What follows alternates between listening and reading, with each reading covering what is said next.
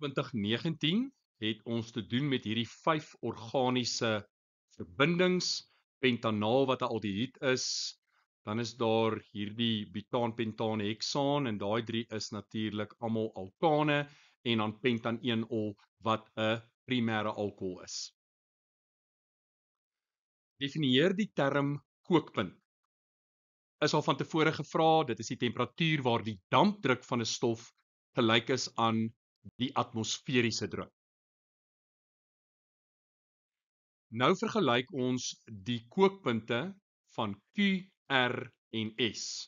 Nou Q, R en S, al 3 weet ons is alkane, maar kom ons kyk gou-gou en ons begin by heksaan. Heksaan is 'n alkaan met 6, so CnH2n+2, so dit gaan wees C6H14.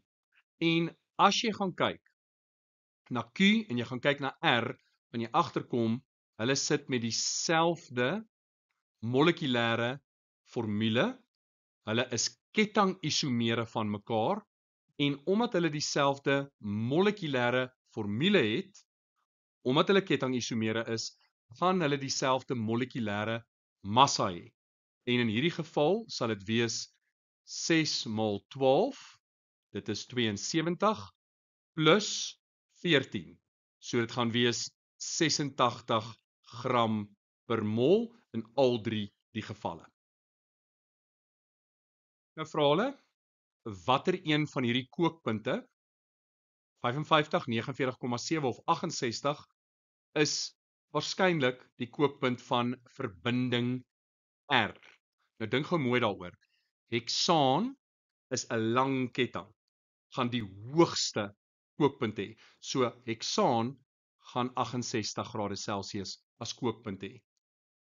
2,2 dimetielbutaan het 2 metiele as sy kettinge, is baie vertakte alkaan, so dit gaan die laagste kookpunt hê en dit gaan wees 49,7 grade Celsius. So R is in die middel, het net 1 metielgroep as sy ketting en dit is 55 grade Celsius.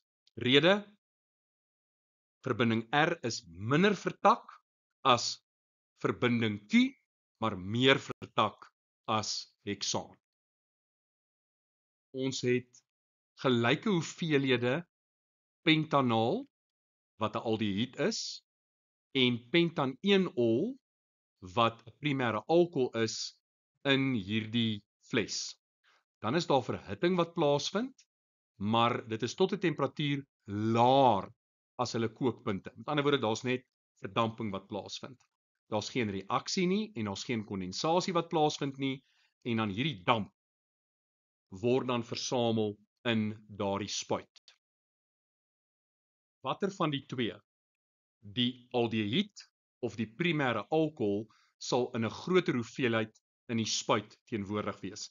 En die antwoord is P, ek gaan dit nou verduidelik, maar dit is die aldehied. Die rede is, as jy gaan kyk na die struktuur van pentanaal en van die primêre alkohol, dan sien jy in pentanaal is daar dipool-dipoolkragte as gevolg van die karbonielgroep wat jy daar gaan kry. As ons dit vergelyk met pentan-1-ol, dan sien ons daar is waterstofbindings. Jy het die hidroksielgroep wat daarso teenwoordig is.